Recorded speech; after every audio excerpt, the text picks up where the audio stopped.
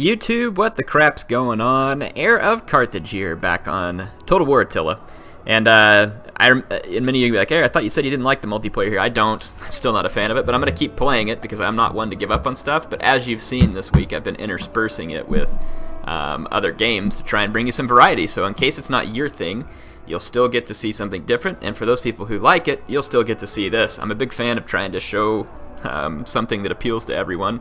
You can't always win, but doing what I can. So and it's not that every match in this game is just awful. It just seems like it's too boring. And this one was something a little bit different. I got a recommendation from Blademaster on the video where I was complaining about it, saying, hey, you should try a Burgundian build with some skirmishers. And I was like, you know what, that probably would be kind of fun. And he gave me a good build, an idea for a good build. I varied from it a little bit with a slightly crappier build, but just something that would be fun.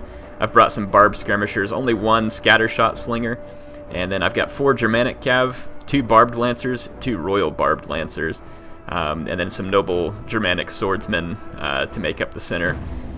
So this build's going to be completely dependent on whether or not I can get some kills with my scattershot hurlers and my and these guys can deploy ambush style. So I put them out here in case enemy cav ran their way. I might be able to mop up some cav units.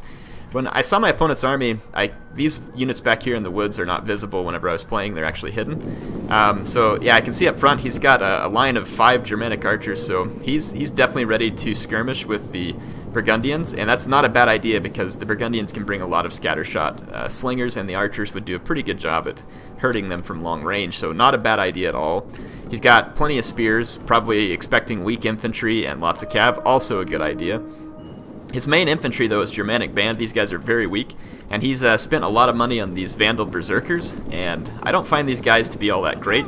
They're very expensive for the price, but he's brought them, and we'll kind of see how that turns out. And then, of course, you can see he's got 4 Germanic Horsemen with 3 bronze upgrades hidden back here, and he's got a Vandal Warlord, which is a nice cav unit.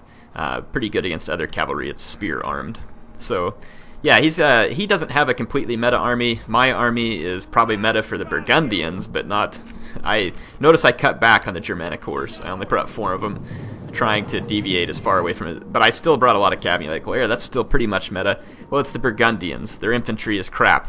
Probably their best infantry offering is this noble Germanic swordsman. So yes, I've definitely gone heavy on cav because that's really what the Burgundians kind of need to do. My Germanic horse is triple gold. Just kind of figured why not, because I had enough money. And my royal lancers, of course, no upgrades there. I don't see how they would do any good. Now my opponent sees my army, knows that it's cav heavy, and he makes for this hill. This is a good move. If he can get his spears into these woods up on the hill, he'll be in good shape. His Vandal Berserkers get completely exposed and are going to get absolutely destroyed by a royal lancer charge. Now, infantry die is very easy to cavalry in this game. In this situation, I'm okay with what happens. A elite shock cavalry hammers a low armor unit that wasn't braced and gets a lot of kills. I like that. These Germanic horsemen got decent kills. Again, none of his spear units were braced, but it's a bit extreme. I killed almost 40 men in both those units that I charged with just a melee cav at only 15 losses. I think that should be nerfed just a little bit, and then it would probably help start to make melee infantry a little more viable. My barbed lancers over here got 74 kills, but he's doing a good job of making me pay for this on the way out with his 5 Germanic archers. And it's at this point he has to spring his cav, and now they're kind of too far away. His cavalry has to make it all the way back over here, and I see his cavalry, and I'm like, you know what? I'm just going to try and swing around.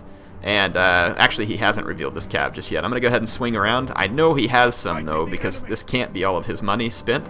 But yeah, look at these Vandal Berserkers. Only got 17 kills and lost 80 men. So I bring out my barbed skirmishers. These guys are going to be vulnerable to the enemy archers, but I'm not targeting the enemy archers. I'm targeting the enemy axemen. But I'll still get a lot of kills even on the archers.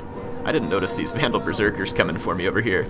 This is a huge mistake. I just wasted these barbed skirmishers and didn't get any kills. Well, actually, they got a lot of kills just on one throw, fortunately. But yeah, look, these barbed skirmishers are racking up kills. But I mean, they're also getting hit by heavy archer fire. But again, they're racking up kills against his infantry. Against unarmored infantry, barbed skirmishers are very, very good. And you see his Vandal Berserkers go crazy, and then my Scattershot Hurlers move in. So I mean, I'm just giving his infantry the business here between Scattershot Hurlers and Barbed Skirmishers, but his Vandal Berserkers are going crazy all over my men. Otherwise, I've just kind of brought my own infantry to try and get his to move some, and this is where I'm going to smash into the back of his Axemen with Germanic Horsemen, and they'll do very well there. I'm going to smash into these archers with more Germanic horsemen, and then I've got my Royal Lancers coming in for some more pain into these archers. So the Royal Lancer is going to rack up a lot of kills here very quickly. And then same thing from the other side. So I'm crashing downhill with my cavalry, so the uphill position now gets kind of turned against my opponent. But I still feel like he made the right move. He had to make for the hill, because he really doesn't want to face what I have on open ground, and plus the trees would have given him some cover from my skirmishers. So I think it was definitely the right move for my opponent to do this. And it is fairly close to the red line, but this is a scenario where I wouldn't be upset about what he did, because he's making a tactical-based decision there. I feel like I'm going to try and just interrupt his cav temporarily with some barbed lancers, just to hold him back while I finish off his infantry. You can see my cavalry finishes off all the soft targets, and now they push downhill against his swordsmen. Vandal Berserker's not doing very well, what's left of them, because I got into shield wall. Of course his Berserkers did go crazy and wreck a lot of my men. They've now come back under his control over here. These guys got a lot of kills, so the Vandal Berserkers can get a lot of kills, but had I been paying attention properly, I could have just used my javelins on these guys and ruined them. Or a cav charge. Either one would have wrecked him, but I wasn't paying attention, so kudos to my opponent. You can see infantry does have potential killing power. It just gets killed so easily by all types of cavalry that it just kind of makes it not worth it. I let my barbed skirmishers stand to take this charge, and then I'm going to bring my Germanic horsemen in after his have charged and try and finish him off. My guys have already taken a lot of hit point damage and everything else, so I need the extra help. These Royal Lancers over here, over 200 kills now, doing great. And these Royal Lancers, 130 kills. They're capable cav units, but if they don't get a good charge, it will be a lot of money wasted. So in the current state of the game, they are very good against melee cav, as long as the enemy melee cav does not go into diamond formation. But yeah, I'm actually going to let you all follow these Royal Lancers around too.